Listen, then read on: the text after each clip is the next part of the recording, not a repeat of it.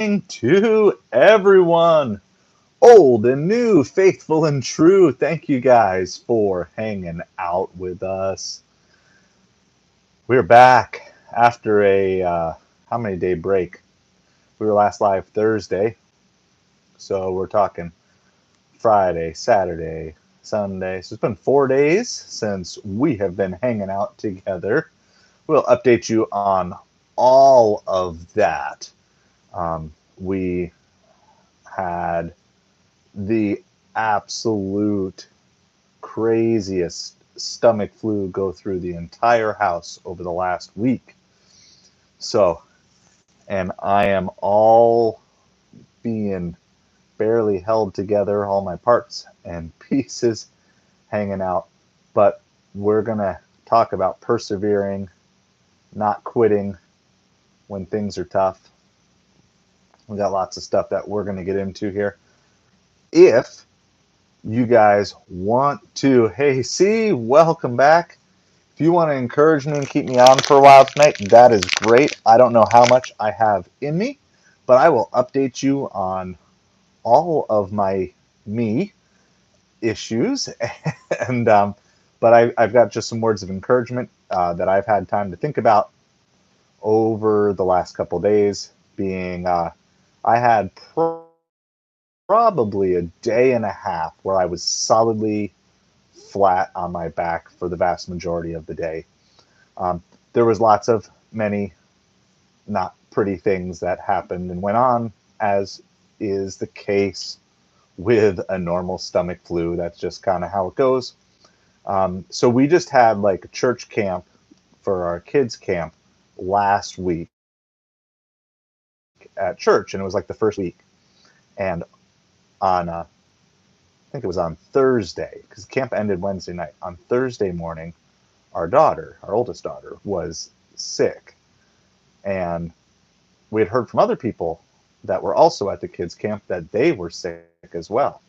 And so we kind of had this whole, everyone was thinking it was food poisoning, right? Everyone's at the same place, everyone eats the same food. They got sick, but I'm like, well, wait a second. I literally shared a slice of pizza with my daughter, and I didn't get sick.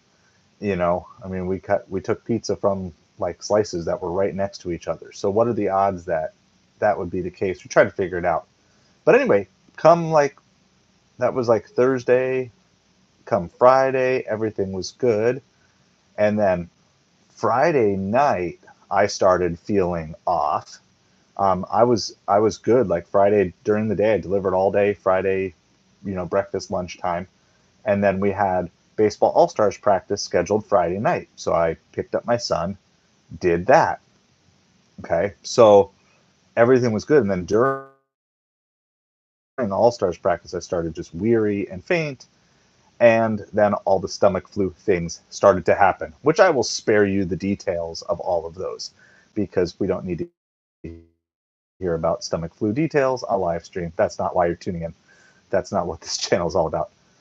But then from Friday night, all the way, all day Saturday, I barely remember anything from Saturday. And then even a good chunk of yesterday, I was pretty useless. Now, my son also got sick, but he was able to kind of push through it in time. So he missed the Saturday game because he was out. But he was able to be at least functional enough to show up for the Sunday game and go up and hit. And so he got that. He also managed to get a black eye during practice on Friday while I was suffering in the car after dealing with stomach flu stuff. So he has just the craziest black eye that I've ever seen. And I mean, it's turned every shade of color. I mean, he's pretty much been every shade of the rainbow so far. I think he's like on a deep purple now.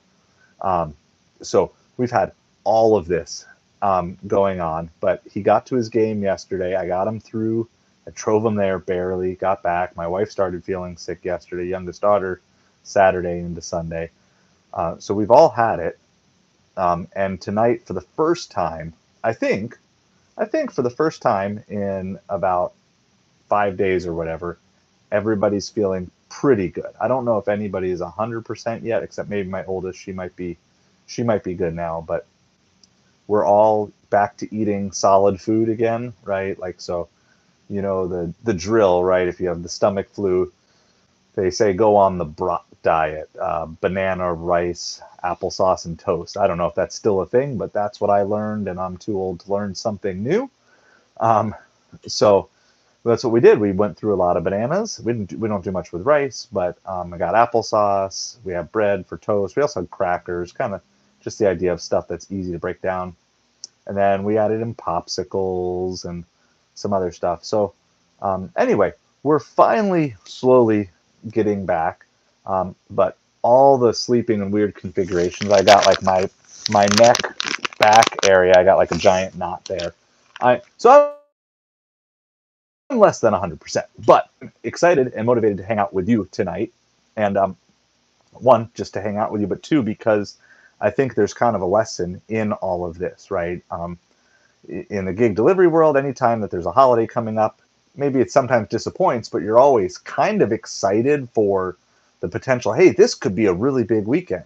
There could be lots of great Father's Day deliveries. There could be, lots of big orders on Instacart. There could be, more people wanting to just order in, and so you kind of like set your sights on it and you get really excited, and then you just end up nothing you can do, right? You completely miss. Like, I mean, I didn't deliver today even. I still wasn't feeling 100%. I did go out and about and run some errands, just stuff that had to get done. We had some, like, a sale on eBay that had to get shipped out, and the item was at our storage locker, so I had to go to get that, and picked up some other things. We needed some food, because people are starting to eat, and I can't just send my kids to the grocery store by themselves because we don't live in the 60s anymore. So, had to get some groceries. I actually end up, you know, so our Barnes and Noble, meow, welcome. Thank you. Thank you for joining us tonight. Our Barnes and Noble in town is not closing, but they're relocating. And the building that it's in is kind of my daughter's and one of our favorite like places to go and hang out. And so we wanted to make sure we got there at least one time this summer before they closed and moved into just a really generic, strip mall storefront. It's this really cool 2-story building, and it's like been here for years, and I've always loved visiting it. And they're just moving out to a cheaper rent place, and they'll probably turn the bookstore into a bank or medical offices or something, whatever. And so I took her there today, and because she basically was keeping the house going for a couple of days. Like, she was making her own food. Like, there's crackers, there's peanut butter, there's jelly. You know how to do this. There's meat, there's cheese. Just eat what you want. Don't get sick. Because like she was like we were all done, and so I wanted to kind of take her out. And she had a Barnes and Noble gift card from, I don't know, her birthday or something a while back. And so she went, and kind of a chance to say goodbye. But I even just doing some errands around town, and just like going to Barnes and Noble, I literally like took a nap at Barnes and Noble. They have like this little kids area, and there's like a stage where they do like reading from. Well, I just found one of the giant plush stuffed animals that they have there, like a Squishmallow type of thing, and I just used it as a pillow. And she doesn't know how long I slept. I think it was like a half an hour. I literally took a half an hour nap on the kids play stage in Barnes and Noble, and not one person disturbed me. That's the level of just physical exhaustion that I'm still overcoming with this. But I want to parallel all this, and so welcome to everybody as you're coming on in the room. Let me know, first of all, when's the last time you had like a bad stomach flu type of sickness, like something that knocked you out, like off your feet for at least a day? It's been a while. It's been 2 or 3 years. Hey, Lewis, thanks so much for tuning in tonight. It's been about 3 years, 3 or 4 years for me since I just had a sickness that knocked me out for an entire day. And in this case, it knocked me out for about 3 days. So, yeah, let me know the last time that you had something that knocked you out, like a sickness that knocked you out, knocked you off your feet for at least a day. But we're going to parallel this a little bit, because I think there's a lot of people out there who would never say it because they don't want to say it, but on the inside, they really feel like quitting. They really feel like giving up. Maybe not everything in life. Maybe they don't want to give up on everything, but they feel like quitting. They feel like the easiest way, the easiest way to just get through whatever is facing them is to just quit, to stop going forward. It feels like everything that you do, you hit a brick wall. Every time you try to do something good, there's no such thing, as like good karma for you, and whether you believe in karma or not. In other words, you just feel like you do something good, something bad hits you in the face, right? Maybe people. Hey, Mr. Buyer, welcome back. Um, you know, maybe people who like everything they do seems to like work for them, right? And maybe for you, it's like everything you touch just falls apart. And so if that's you tonight, whether you're watching this live or on replay, this stream is for you tonight. Okay, if you're feeling about quitting, and definitely start asking questions. Yeah, I'm going to get to your question here in a little bit. So you've got questions. It's hard to give too much specific advice, but I want to cover the basics here. And for those of you just tuning in, I was knocked out with like a stomach flu for the last couple of days, kind of flat on my back. Also, like got like major knots in my neck. That's why I got the ice pack here. We canceled our live stream last night, but we're back. We're live tonight, like we try to be as many Sunday through Thursday nights as we possibly can. Hey, Trisha, thank you for being here. Thanks for tuning in. So what I want to do though is let's talk about this idea about the idea of not quitting when you want to, and why you shouldn't give up. Now, I'm not going to tell you specifics that you should never quit doing anything. Like obviously there are things you should quit doing if they're harmful habits, right? If you're doing something that is sabotaging your future, then yeah, that's stuff you should quit. But we're talking about things when you're pushing towards a goal and you've done the research and you've done the work behind it, and it just still feels like you're hitting a brick wall. Some reasons why I really think that you should consider pushing on. So first of all, I would say this is you need to think about who you are laying a trail for. Okay. A lot of times in life, you maybe are having to rewrite paths that were written for you, right? If you go back and you might look at things and you might say, man, if I had made different choices when I was younger, or maybe it was out of your control, right? If my parents hadn't, if my dad hadn't, if my mom hadn't, right? Like you can come up with these things, and you're trying to say, okay, so now I have the chance to do something different. I have the chance to change the new trajectory, right? So I've dealt with marital counseling, and that's a theme that comes up from time to time, right? When someone who grew up in a home with divorced parents is trying to have a divorce-free marriage going to the future, there's a different set of questions that person asks than someone like me who didn't grow up in a divorced home. I didn't have that experience. And so you're trying to maybe in your mind, you might be trying to correct a trail. And so you're trying to lead a different path. You're trying to do something. Or maybe, a family member who got caught up in drugs or got caught up in alcohol abuse or different things like that. And you're trying to redirect a trail, and maybe you won't be 100% successful at redirecting or paving a new path, but maybe you can get down the trail a little further. Maybe you can set the example for your kids or for your nieces and nephews or your cousins. Maybe you could be the one to say, hey, like, I'm not going to be able to do it because of my failings or because of failings from my past. I'm not going to be able to get to this next level, right? I can dream in my heart of hearts all I want that I could be a great baseball player, but at this point in my life, there's no level that I can get to at that. Not to mention I don't have the skill, but what I can do is And what I'm doing with my son is I'm giving him baseball lessons that I never got as a kid, right? So I am teaching him things that I never understood as a kid. And he, at 8 years old, is a better pure baseball player for his age than I ever was for my age. And, sometimes, I see this where parents are like, oh, I don't want my kid to be better than I was. Like, I'm the exact opposite, right? I want my kids to be better at everything than I am. Now, maybe that's not how you feel, but for me, whatever level of success I achieve in life, I want my kids to exceed. I want my kids to exceed me, right? And so, even if my son doesn't become a professional baseball player, which is his current dream, they have dreams beyond that. My kids do. They want to build, they've been working on designing this giant like sports park, like recreational sports park and everything. And they want to fund it with the money that he makes from his baseball contract and all these other things.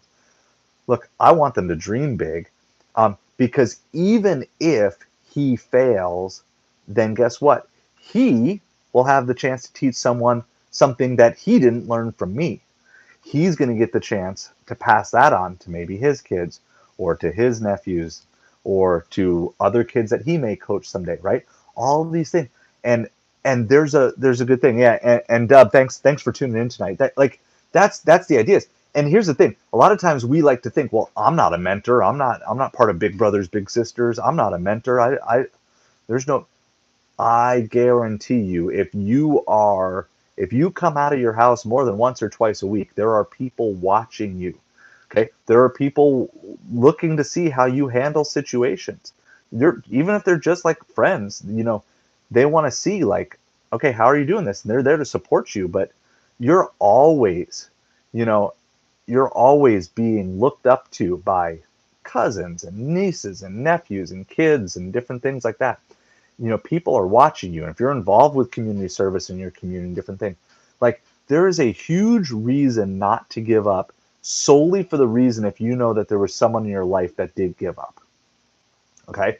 So if you can think of a time where it's like, well, I know this, like, and this is what happened, you know, and then you can take that and say, okay, but that's not today, right? I think of I I'm going to totally botch this, so just get the heart of it. But the Lord of the Rings speech, right? Like there may come a day when men may fail, right? But not this day. And that's the declaration that I want you to say. Like there may come a day when I'm going to fail. There may come a day when I quit, but not this day. You know, not this day, because you have such influence, and maybe you haven't even discovered your full influence yet. And so part of not quitting is realizing that life is bigger than you. And I know this almost seems opposite, right? But when you study cases, and when you work with people who are dealing with thoughts of depression and anxiety, and even suicidal thoughts, and I've dealt with this like in real life, in like real life counseling situations. um, I watched the beginning. I'm sick. Like I'm just getting off of being on my back with a stomach flu for the last 3 days. So I'm pushing to be out here with you guys today. So I am I'm happy, but I am just half alive right now. That's the good news. Okay. So if I'm not 100% showing it or feeling it, just rewatch the beginning of the stream. You'll totally get why. Um, sorry, I totally forgot where I was at. Anyway,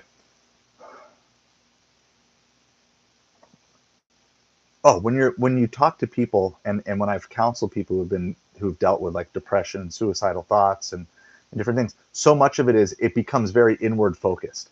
And so I would just challenge each and every one of you, if you are in that position where you're feeling like quitting, let's make the turn and turn it to something that's other than yourself. Okay.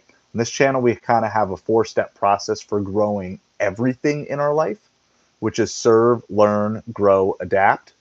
And if you're feeling like quitting, um, I would challenge you to say, okay, who is it that you're serving? because when you are serving other people, it becomes, and you're putting the needs of other people ahead of you, it becomes harder to quit. Hey, Brody, thanks for tuning in tonight.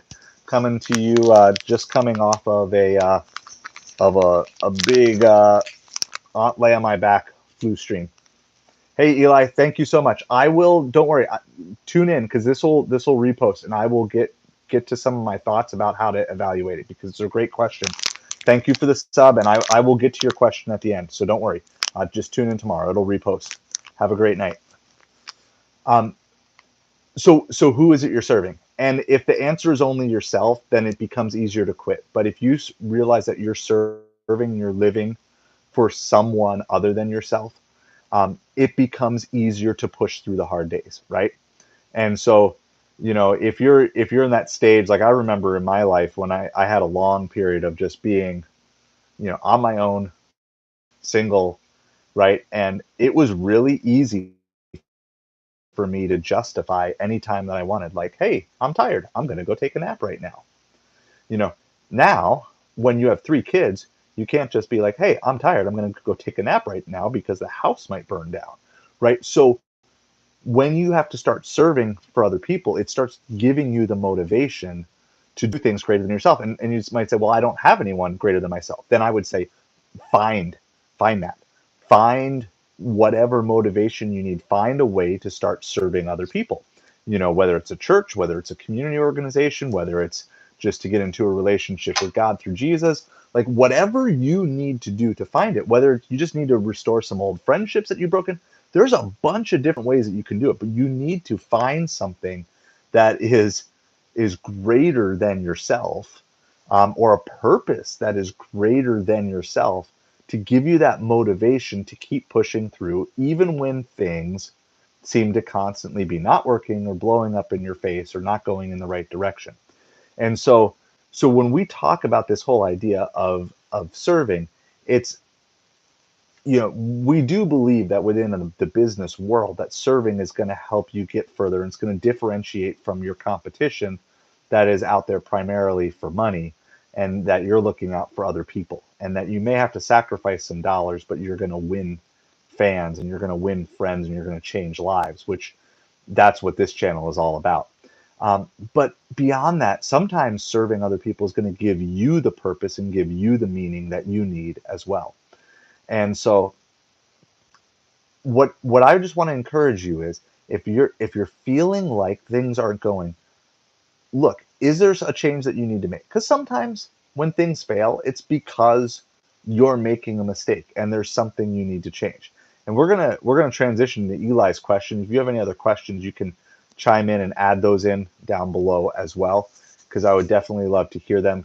If you're facing like more specific situations, however specific or general you want to share, is whatever you're comfortable with. I understand in the online forum, there's a lot of different variants of what people are comfortable with. But if you got questions on it, like what do you do? So David, this channel, to summarize it, this channel is about helping 10,000 people move from stupid broke to self-defined millionaires. We want to help you move from poor in every area of your life to rich in every area of your life. Okay, so we deal a lot with building side hustles and gig work, but also the mental side of running a business. And so we started this channel focusing on DoorDash, Instacart, Uber Eats, and Grubhub. We are already expanding into building like a YouTube, but also we deal a lot with the mindsets that hold people back from being able to grow to their full potential. And so a lot of what this channel is coming from is coming out of both real life for me, both in the present as well as lessons learned from the past that I'm bringing to you here. So that's kind of the basic thing. So we're slowly developing our catalog, but we do lots of live streams, because one of my goals of live stream too is within those areas, hearing from you what are your pain points and things that we can learn about. And I'll give a full kind of channel update here at the end of our live stream as well. So yeah, so I have an eBay business and an Amazon business. The Amazon business is in hiatus, but we're going to be rebooting it. And I've sold over $1 million on Amazon through their FBA program, over many years. I am a current seller on eBay, currently mostly selling baseball cards. If you see there, all those blue, green, orange tags, those are all different eBay listings that I have up. And I'm also in contact with lots of other people, much larger sellers on eBay and Amazon than me as well. And so we're looking to do that. I have also created a board game that I funded through Kickstarter with a business partner. I don't have that in here. I was supposed to make it in here, but I think my kids ended up taking it. So yeah, we've done all sorts of business things, but we're kind of helping people move from where they are, not as experts. So we focus on kind of like how do you build from the ground up? How do you get started if you've never started those things before? And so anyway, that's kind of the basic synopsis. So that's kind of the overview, and you can definitely check out the channel, see some of the videos that we have, and we got a lot more coming. So hey, because of me, thank you so much for those encouraging words. I appreciate it. And I mean, I think that's exactly it. Like there's this whole idea of hustle culture, right? Where you just keep moving, never stop, never rest. That's not what a side of hustle is all about, but it is about this idea that you have to keep pushing even when it feels like the world is against you. Because there will be days when you run your own business, or even if you're just starting on trying to make a little side income with like food delivery, right? Like there will be days where it will feel like the McDonald's employees are against you. No matter where you are on this thing, you're gonna have those days, and it may be nothing different. But you have to keep grinding to be able to push yourself through it. So hey, I appreciate the encouraging words so much, and hopefully this can be an encouragement to you. What part of business do you have? So from the business side of the business, probably of all the things that I do, I really love, so I do for Amazon, I do the retail arbitrage, which is where you find products for sale, usually in retail stores, but you are able to sell it at a higher price as a markup, right? Because you can find things that are rare or discontinued or hard to find, or they're available in one market but not available in another market. And there is just such a treasure hunting aspect about it. But it's easier to get a hold of and scale up than the treasure hunting of the thrift store model of eBay.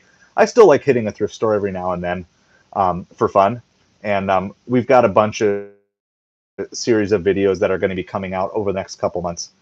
So Lucian, so here's the thing. I've got a really old Amazon account now, so I don't know too much about what is easy, but my understanding is books in general is generally one of the easiest ones to get ungated in. Maybe specific books and specific publishers, might be difficult, but my understanding is that books is one of the easier ones because that's kind of the root of where Amazon started. The hard part is, of course, the grind with book selling. And I never really got into the book selling model. I know people who have. For those of you who have followed like Rake and Profit, and then there's lots of others out there who have done like just amazing with like the books to FBA and different things like that, and video games. There's so many great people who have been able to do great. You just have to do that. So for me, David, like with where I'm at, I've tried all of it.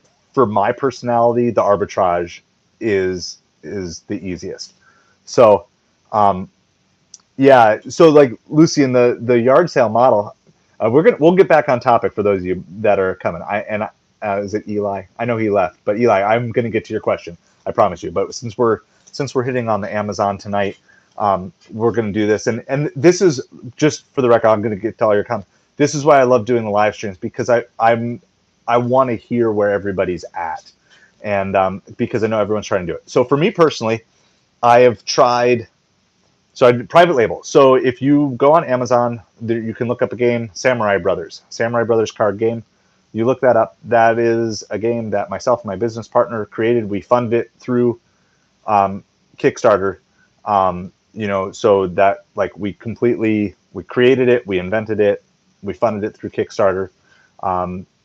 But I've had trouble. I don't have the business skill set to scale that up yet. In fact, before I did this YouTube channel, I really tried to figure out how to make a Samurai Brothers YouTube channel work.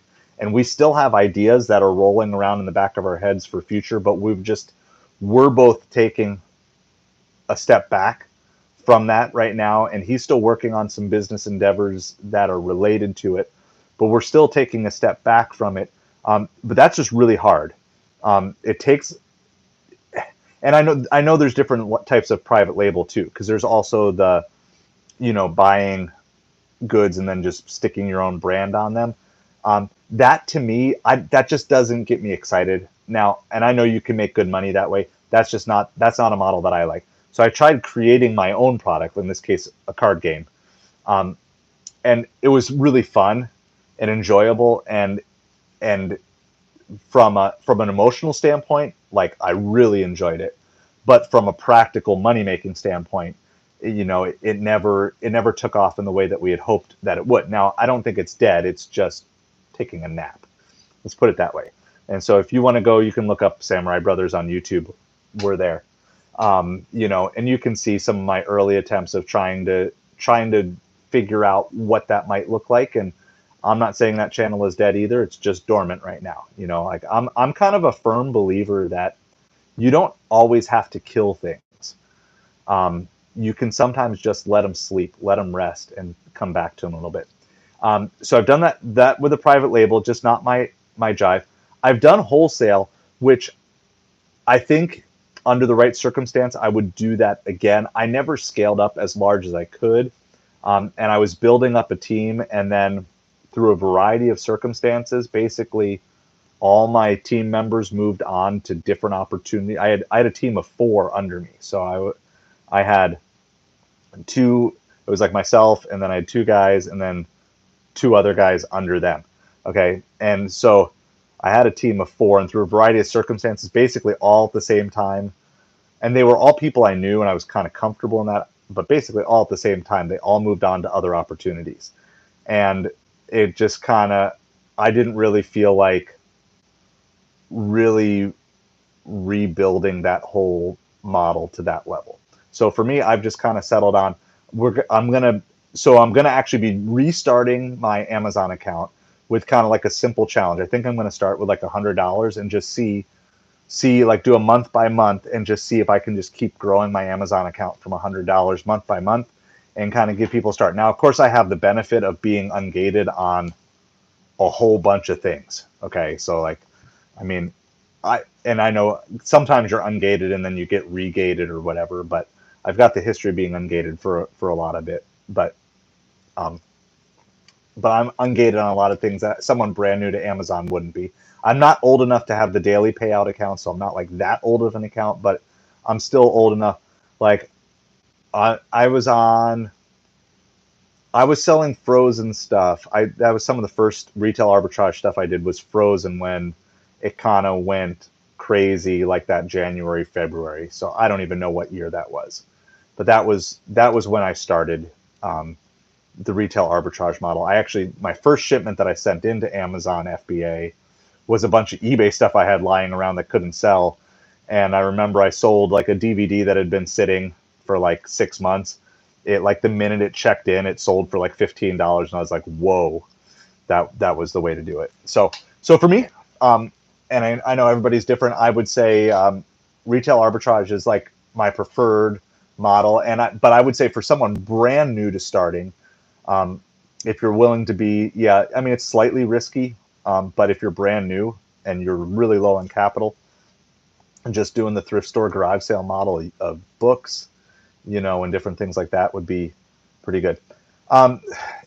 So Lucian, with everything now, in terms of like what's a good sell, like so much of it is very product specific. You just have to research, learn niches. Almost everything can be profitable if you get it at the right price, right? And that's where wholesale wins out on a lot of this stuff. So here, let me get caught up on a few other comments here.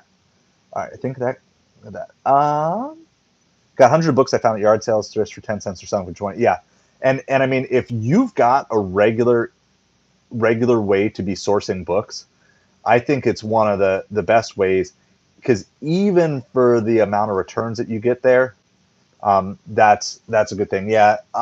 Let's see. I would.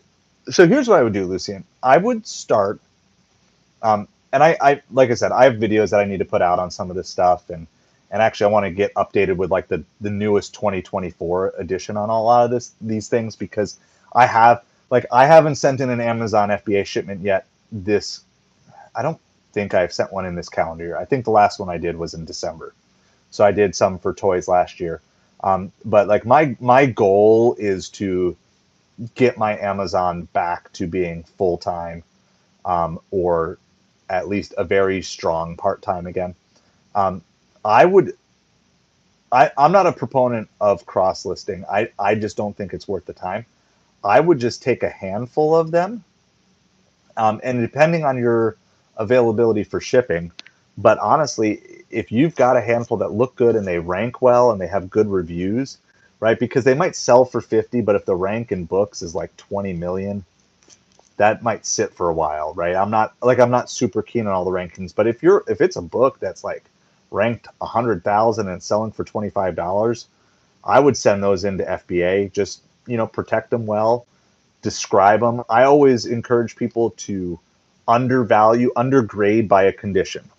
So if you would say it's new, then put it as like new. If you would say it's like new, I would put it very good. Like I would always go down a grade, because you're going to end up with way more happy customers. Which again, this is this whole idea of serving people, right? Because we probably all bought something used and it turned out to be worse than what it was.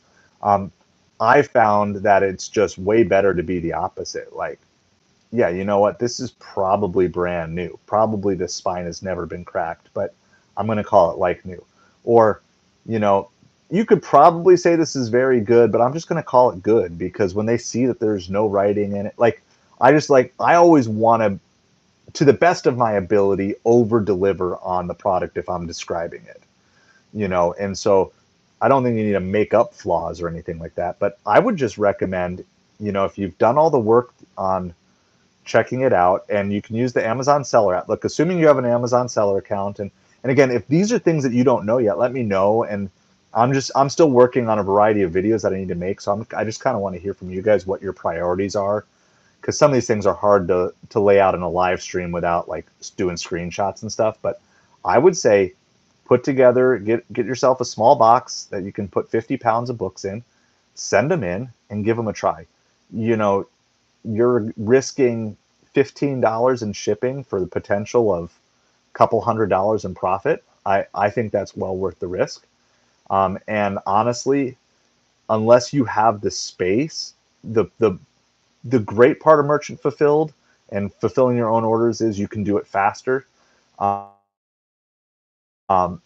there are max space limitations. The great part about FBA is it's so easy to scale up. And let's say you send in 10 books that you think are worth 25, and after a couple months, 8 of them have sold somewhere between 15 to 25. You can always just either have them send the other 2 back that didn't sell, let them sit a little bit longer if your research says it's worth it, or just honestly just destroy it. Is it really worth all the time to get it back? Like, you can do that. And meanwhile, if you have a way that you can pick up 10 to 15 books every weekend from garage sales, package them up, ship them out every Monday, and then that's a great way to just kind of turn just a little bit of side cash and just keep flipping it every couple of weeks. And you can be turning, just a few dollars into a significant chunk of change. And then, but I mean, for anybody out there, getting stuff on the cheap when you're very, very much starting on Amazon is a great way to begin. Have you ever done a service based? Oh, let's see. Zarios. Hey, you. Reading this message, Jesus really loves you so much. Zarios, thank you. You too. Jesus loves you. Have I done a service business before? The closest thing I've done to a service business, I have not. I've been in. I packed trucks for UPS. This was before I even knew Amazon was a thing. But I packed trucks for UPS. This was actually right before I started on Amazon, for season. So it was like October, November, December, and I think they kept me on through about March. So I was like up 4 o'clock in the morning, loading all the packages on the truck. The drivers don't do that, at least not at my plant. They didn't do that. So I'd be up, and you'd be loading 3 different trucks at a time. You make sure the right packages get in the right trucks. most of the days I did pretty good. Didn't get yelled at too much. But so that was kind of a servicing. And then, of course, I'm doing DoorDash, Uber Eats, Instacart, Grubhub, which I know not everyone thinks that's a real job, but I in my mind, I put that as a service industry because there is definitely a tip-based culture on that. And I it's been good. And I've documented a lot of how a lot of my um, how do I express this? This is where the brain fog of just coming off of being sick,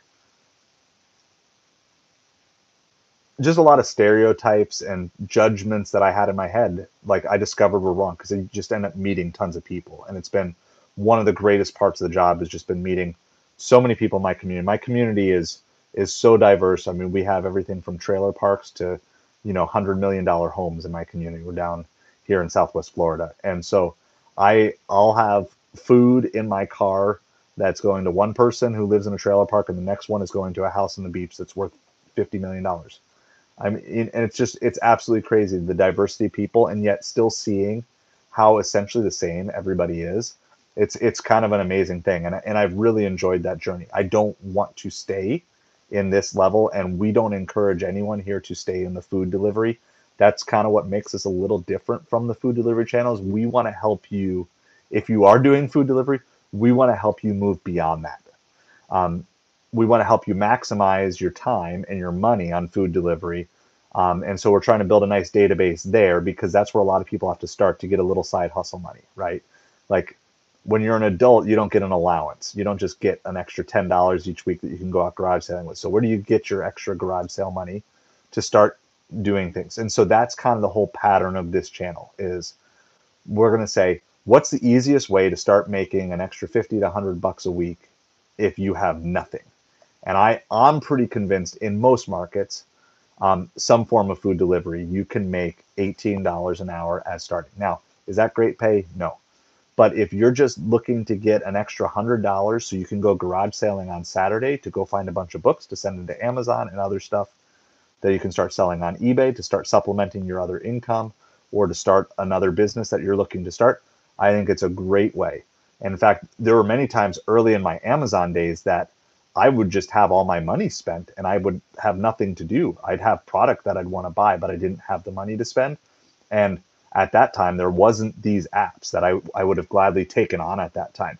And so, but I'm a firm believer that these are Band-Aid apps, Uber Eats, DoorDash, Grubhub. I think Instacart in some markets can be sustainable as full time. Um, and maybe DoorDash in some markets because they're so big and they have so much of a market share. I know there's lots of questions. So I'm coming through, I'm coming to everybody. And I'm not forgetting you, Eli. Let me do this because Eli's question was first. So let me do that and then I'm going to get back on this. Because Eli's question was actually on topic. Not that I mind going off topic here, but can you tell me, I should play the guitar more or should I not give up? And then I'm actually trying to become a famous artist, country. Um, and then he said he's going to bed. Have a good day tomorrow. He went ahead and subbed, so he's going to watch later. Okay, so here's what I would say. When it comes to talents and skill sets, I believe this, right? I'm not in the camp. I'm an 80s kid. So I'm not in the camp that everybody gets a trophy, everybody deserves to win, everybody's going to be a superstar. I believe you should give it your all if that's what you are wanting to do. But then you need to also give yourself reality checks by checking in with people who are steps above you. Okay, so here's what I would say, Eli. Without knowing anything more about your situation, I would find someone who's, a couple years ahead of you, and then maybe find someone who's like a semi-professional, maybe someone who plays gigs on weekends, right? They're not a headliner or anything like that. It's not like Garth Brooks. Okay, I'm sorry, I'm not like I don't know a ton of country, but not like you're not trying to track down a superstar, but find someone who plays the local country circuit and just say, hey, can I get an hour of your time? Can I buy you a meal? Can I buy an hour of your time? And can you just evaluate me and just give me some honest feedback? I don't want like because there's no point in being lied to by someone who's a step ahead of you, just to boost your ego. Like if this is something Like you can always play guitar as a hobby, right? Like I can still play baseball, softball as a hobby, but I'll never be a Major League Baseball player because at a certain point in time, I realized that was just, I was not going to be playing Major League Baseball. Despite my childhood dreams, I knew that. And maybe someday my son's going to have to do the same thing, but he doesn't have to come to that reality yet, because right now, all of his coaches are saying, you're on pace. You're doing what you should be doing for your age. He's 8 years old. He's playing in 8 to 10-year-old All-Stars. Okay. So he made the All-Star team going against kids 2 years older than him. So he's fine. Like, is he a little overwhelmed with All-Stars? Yes, but that's okay. I'm okay with that. I'm okay if he has to fail a little bit here, because that's going to help him grow. But he's getting that feedback from coaches who have coached kids his age and a few steps older than him. And actually, some of his coaches have even worked with minor leaguers and kids who have gotten drafted out of high school. And so they see things and they say, look, there's lots of years, there's lots of things you can't control, but trajectory is good. And so I would take that same advice, Eli, for you, and say, find someone who's a couple years ahead and maybe someone who's like 5 years ahead of where you want to be, and just say, hey, what can I do to get an hour of your time? Do I need to buy you a meal? Do I need to pay you a couple $100? Let me show you my skills. This is what I want. You know, just all I'm asking for is honest feedback, honest evaluation, honest critique, honest areas of improvement. And is this something, or what steps should I take, and different things. The other thing that I would be doing if you were legit serious is I would be consuming every piece of YouTube content that you possibly can about how to become a guitar player, and specifically a country music guitar player. How to become, I would be consuming. Now, you don't have to believe it all, but I would consume it. I would take notes. I would internalize it. I would do that. And then, honestly, the third thing that I would do, and we're encouraging pretty much everyone to do this kind of no matter what, is I would encourage you to start YouTubing your journey. I would just start doing it. And I wouldn't do it as I'm going to be a country music star. I would do it as, hey, here's my first song ever on YouTube. Tear it apart. Okay, that's my guitar playing skills, because I am not planning on being a country music star, right? But let me know what was your, and you can just even start building like a little fan base or whatever. Maybe that becomes your road to it anyway, right? Isn't that how like Justin Bieber got discovered? Didn't he actually get discovered? And not that you're just trying to get discovered, but just start playing and start finding it, because maybe there's an audience for you, but the audience for you doesn't live near you. Okay. And one of the most freeing things that I found about starting this YouTube channel is I felt like every time I would try to speak encouraging words to like delivery drivers and gig delivery drivers and to like Facebook groups, it was just all a bunch of negativity. And like, well, there's got to be some people out there like me, right? There's got to be some people out there like me who want to deliver just a quality delivery experience, who want to bless people. Yeah, like we all want to make money, but aren't there some people out there who just like enjoy parts of this job? Like, does everybody who's doing this really hate their job that much?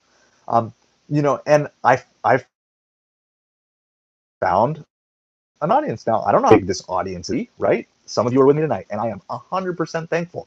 And we just hit 500 subscribers our last live stream, which is like crazy to me. Like I started doing this as an actual like planned side hustle in January. That in like 6 months, not even 6 months, we have 500 subscribers. That's mind blowing to me. But what it tells me is like my tribe was out there. I just hadn't found them yet. And I don't think I found them all yet, because every time I do these live streams, new people keep showing up and old people keep returning. And it's like, we just haven't found each other yet. And Eli, I would say to you, whether or not, your music would be for me, you probably, if you have some decent skills, you probably have a tribe that's out there for you.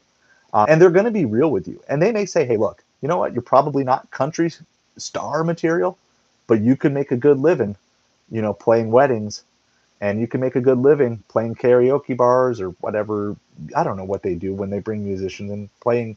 You know what I'm saying? I'm not in the industry, so forgive me for my terminology being off. So those would be three things. I would consume material. I would find a couple people ahead of you and get evaluations, and then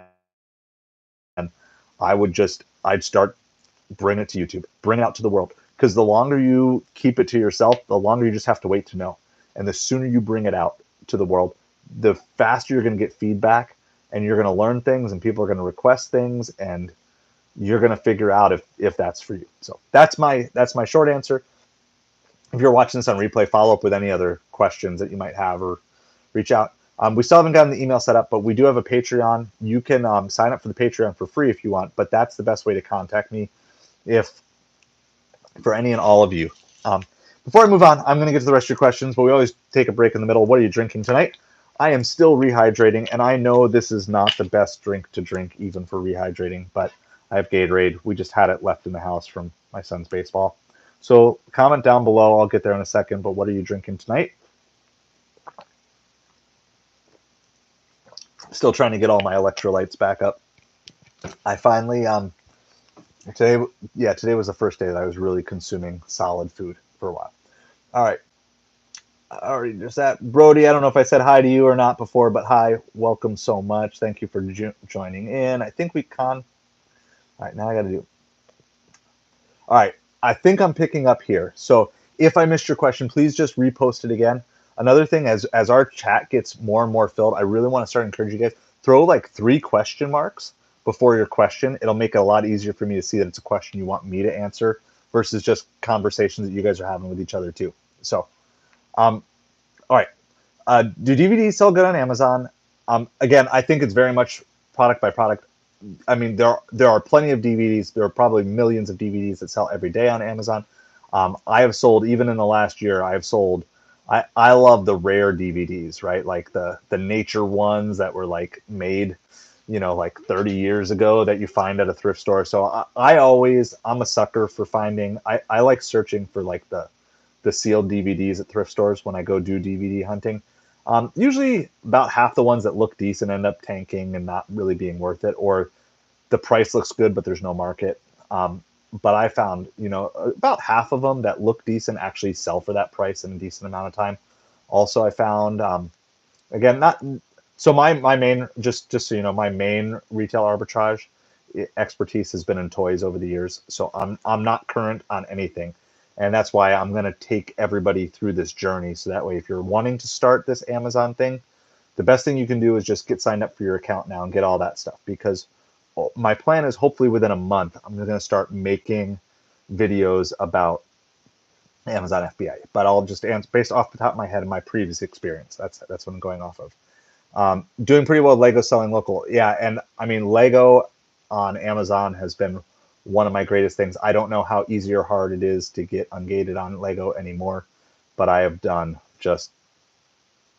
sold thousands of dollars, hundreds of Lego sets.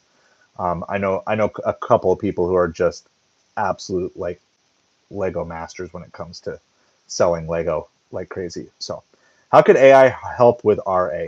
I mean, I would assume anything that you can do, and I know there are certain programs out there that are already like, I forget some of the names of it. Like I said, I'm kind of out of this, but we're gonna work our way up, and then we'll start introducing all the programs that you can use that are scanning. But anything that can scan things quicker than you can just going item by item in a store, right? To me, there's something just real and authentic about going through the store shelves and just scanning items. Like there's just something I just enjoy about that hands-on experience. But anytime that you can go in with a pick list, right? And it's like, even if you have to be the one picking off the shelves, if I don't have to scan things, or I can have an automatically generated list, and it's just like more like a shopping list as opposed to I have to check each and everything. Now, some of that you can catalog in your head, but I'm sure what's going to happen, AI is going to make this easier, and then at the same time, it's going to make it harder, because as it becomes easier and it becomes cheaper, it becomes more accessible, and then it becomes harder to find the diamonds in the rough where you can make the big profit.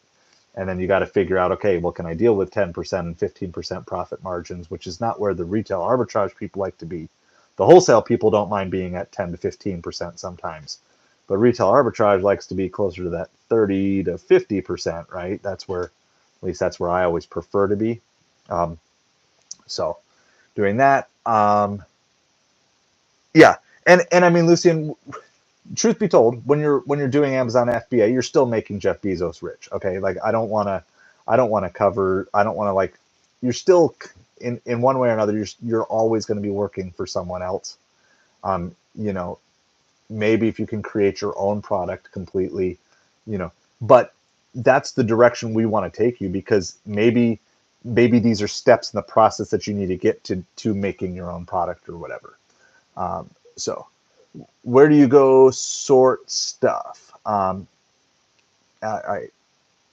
so I'm going to answer it how I'm thinking, but if I'm missing this, David, then definitely, because there's a couple different. When I think of sorting stuff regarding Amazon, I'm thinking both sorting stuff in the store, and I'm also thinking like sorting stuff and prepping it like for shipment in. So in a store, so this is how I do. And if I'm doing like a Goodwill, or I'm doing even like whatever Walmart or whatever, I'm just going to go through the aisles and I'm gonna scan everything that I want to scan. I'm going to put it all in my cart. And then usually what I do is I usually have a section in my cart of things that I'm kind of on the fence about. Maybe it's a new item and I'm not 100% sure, or different things, but I will take a little, I'll kind of leave it aside. And then, most of the time there's not too many, but in the thrift store, sometimes there's a little bit more, or sometimes in a thrift store, there's not great signal. So like, I'll just go through if I'm doing DVDs in a thrift store, what I'll do is I'll literally just take out all the sealed DVDs from the whole shelf and I'll just throw them in the cart.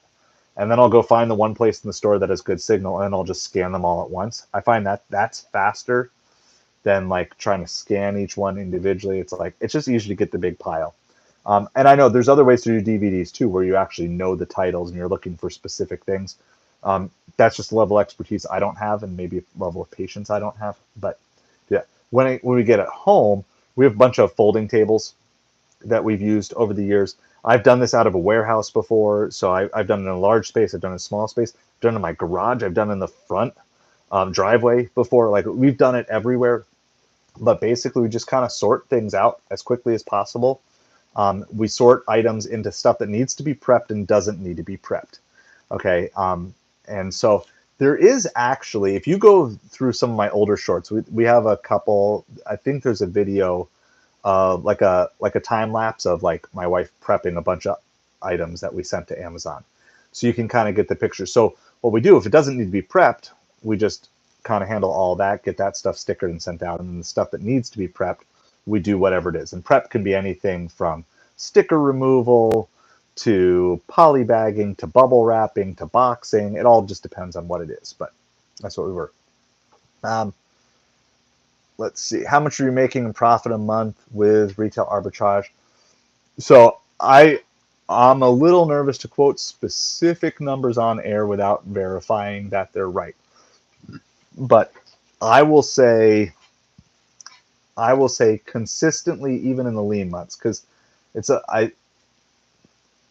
you could give averages, but averages are skewed deeply by like November, December, right? I would say even in the lean months of doing it full time, I was making, you know, four to 5,000 a month on the lean months when I was full time Amazon. So we've had some life situations that's kind of set us back, but that's why we don't quit, and that's why we're looking to rebuild it back. I think sometimes it's hard to build. I think sometimes it's even harder to rebuild, because it's like, oh my goodness, I got to do all this again. But you don't have to do all of it again, because you've gained so much along the way, and you're going to get to go through it faster. So, best year would have been, okay, I'm going to guess my best year was the year that we were fully functioning. I had a point in time we were fully functioning. It was probably, it was either going to be 2019 or a couple years before that. It was like probably 2017, 2019 would be my guess. That's where it was. And I don't know the net earnings because there's so many deductions and different things. But gross sales in the greatest year was over $1 million for the calendar year on Amazon. So, David, yeah. So here's my only issue with DoorDash relative to side hustle to full time hustle is that there is a cap on how many hours you can work, and no matter how good you get with customer service, there is a limit. There's no scalability to DoorDash. Maybe you can peak at 25, maybe in some markets you can peak at 30 an hour, but you can keep scaling Amazon as long as you can keep the income going and as long as you can keep your balance of your business healthy, you can keep scaling upwards. So, um, yes. And Lucian, if you know Orange Elephant, I don't know if you know Orange Elephant. I'm good friends with him, so I hope to have him on the stream someday. You look like Trent Deal for the quarterbacks. Started real estate photography business, making 250 2 to 3 hours. Oh yeah, yeah. Okay, sorry. See, now I'm just getting caught up on the chat here. Yeah, David, and right, because now you're scaling up to something greater, and what you can do. So here's what I would say: can you keep scaling that though? And this goes the same advice I would give to Eli. I would start scaling. Like, what if I wanted to start doing that, right? So I'm here, like this channel's here to encourage you to move from a DoorDash to this, to your own business, to whatever you want it to be, right? But I'm not an expert in too many specific businesses, right? My I can explore, and you'll see this, like, hey, trying this hustle out for a day or trying this hustle out for a week. That's cool. That makes a fun short on YouTube, but that doesn't really tell me what to expect for a year. Like, I watched a video like, I want to see how much I can make in a vending machine in 1 month. So I went out on Facebook Marketplace, bought a vending machine, put it in my friend's storefront for a month. I made this much money, and then I sold the vending machine. Well, okay, that makes a great YouTube short, but that doesn't really tell me or teach me anything that I really need to know to start that. So for you, I would be, the question that I would ask if I were wanting to get into that is, wow, $250 in 2 to 3 hours. Yep, that's much better than DoorDash. What type of camera do I need to start doing real estate photography? Okay, so there's your video. That's a video. Or go even broader than that. What equipment do I need to start doing real estate photography? Do I need to be a licensed realtor to start doing real estate photography? Think of the questions that maybe you had, or maybe you just instinctively knew the answers to, that someone wanting to get into the business would want. And then you can do that. And then if you compare that with affiliate links eventually, then you can say, this is the base camera that you need. Or you can just say, hey, start with an iPhone. You can start with an iPhone. Can you? I don't know. Maybe you can, maybe you can't. I mean, based on some of the realtor photographs I see, I think they need to upgrade to an iPhone because some of them look like they're still taking pictures on potatoes. But anyway, that's a separate thing.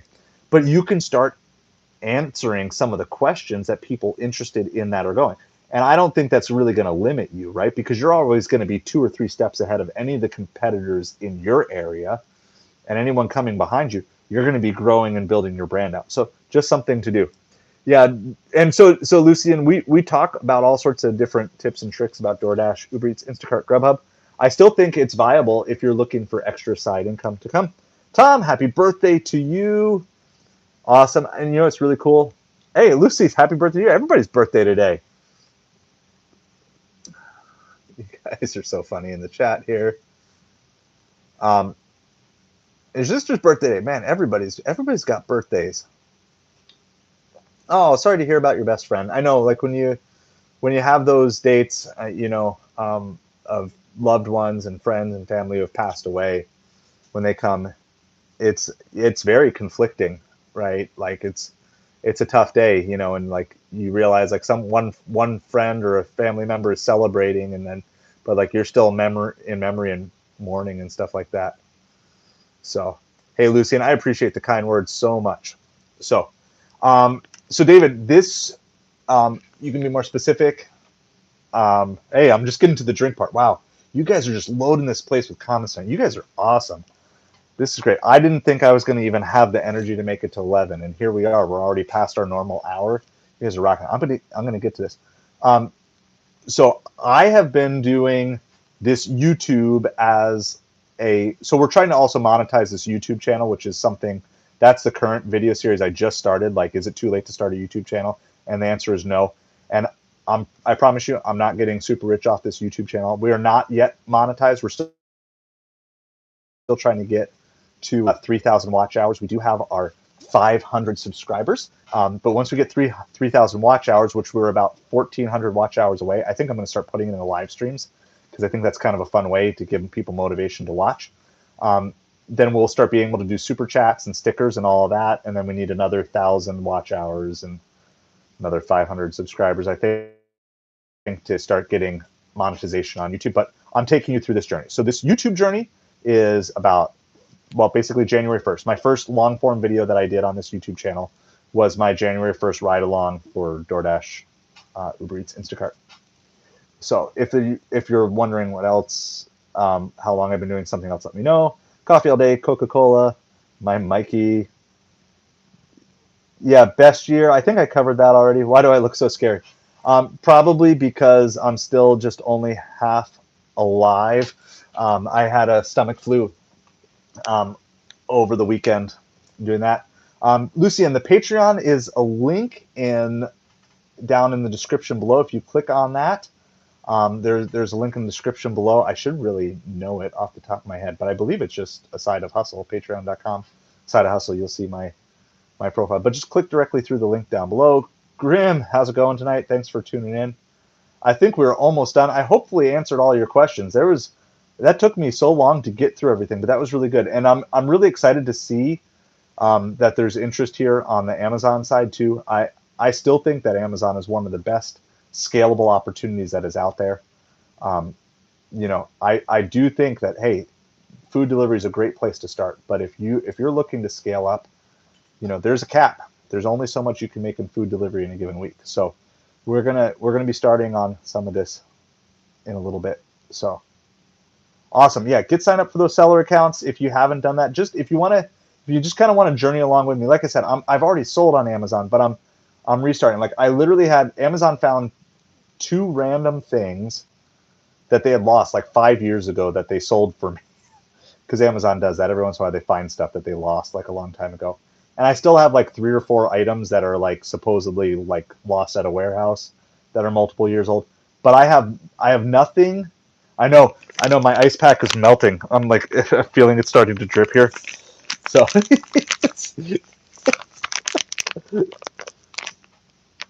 I'm like, I think I can't really feel my shoulder anymore, which I don't know if that's good or bad at this point. But yeah, and that's kind of the goal here. Is like, I know like this isn't going to be like my greatest fourth quarter ever, but I want to have a better fourth quarter this year than I did last year because I only did a couple of shipments in, and so I want to kind of take everybody on it. So anybody on this stream, whether you're live or replay, I would definitely encourage you to do that. So here's what I want to do really quick. I want to sum up the channel, and then I'll get to any other last comments. And doing that. So channel summary. So first of all, there have been no new videos made over the last week because I was just totally knocked out for the weekend. And I'm going to tell you, it's probably going to, I'm still planning on doing live streams, because that's kind of becoming the lifeblood of this channel and doing that.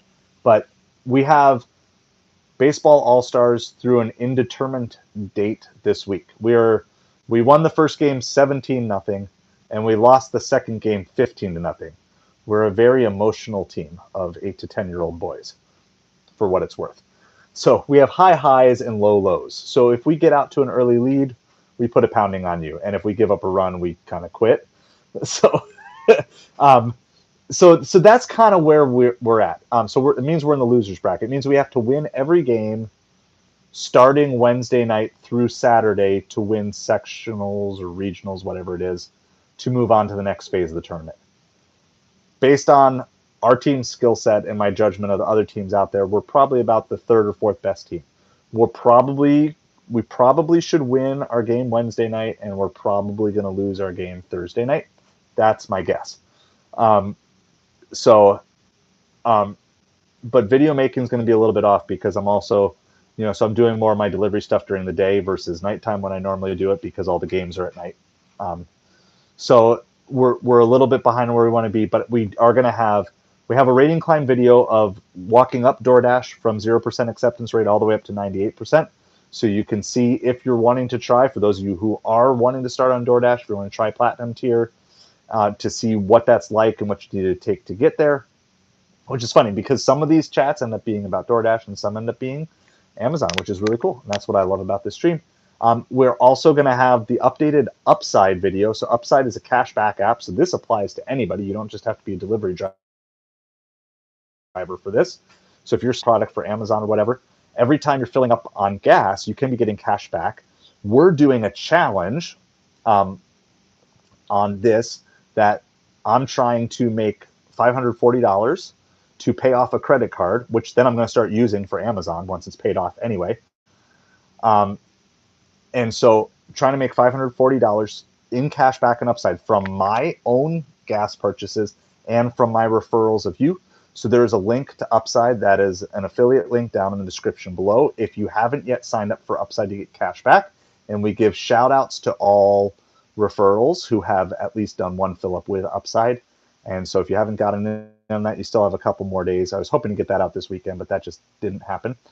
So that video is coming out. We're going to have a follow-up. I don't know if C is still here, but we're going to have a follow-up to the first YouTube video about title, topic, thumbnail, and timing. We're going to kind of call it the 4 T's.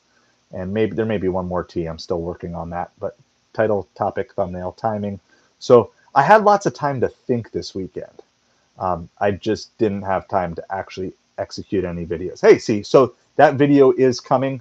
Title, topic, thumbnail, timing of the video. And we're going to talk about elements because we did talk a lot about YouTube stuff tonight. We're going to talk about those elements and how do you figure out, especially when you're first starting, and how do you do it? Like, we're doing everything that you see on this YouTube channel, I'm doing for free. Okay, so like I'm not hiring anyone to do any of my editing. I'm not hiring anyone to make any of my thumbnails.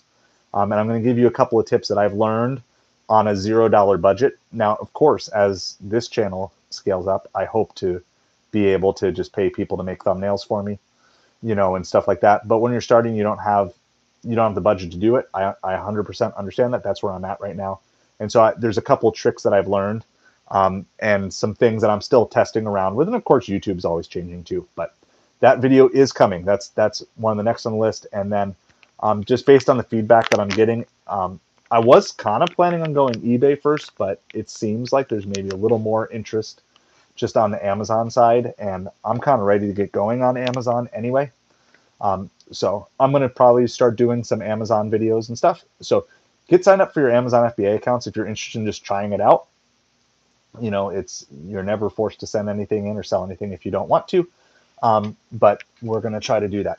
So that's a little bit of the channel update. The biggest way that you can help us right now is, obviously we always love subscribers, but we're just trying to get those watch hours up. So I believe we're at like 1,550 watch hours. So we need another 1,450 watch hours. What I did, out of a request from, I think it was our last time together, someone requested, well, can you just put a giant playlist together that I can just play in the background while I'm doing stuff? And I did. I think it's called something like, the 3,000 watch hour playlist. And it's a bunch of the long form videos, like all in a playlist together. So even if you don't care about all of them, if you have a willingness to just run it on a device and mute it, I don't even care. But any way that you could help us get to that point so we can start unlocking super chats and stickers and different things like that. We still want to do some fun challenges with DoorDash, Uber Eats, and Instacart as well. And like I said, we still have rating climb videos that are coming out on that. So we have a lot of stuff planned, and hopefully I'm going to be healthy now that I'm off of this. But thank you guys so much. You've brightened my spirits tonight because I was definitely feeling it coming in. So thank you so much for hanging out. We'll be back here tomorrow night again at 10 o'clock is our plan. So Sunday through Thursday, 10 p.m. So, hey, thank you, Lucian. Thank you so much. Appreciate all of you. Have a great night.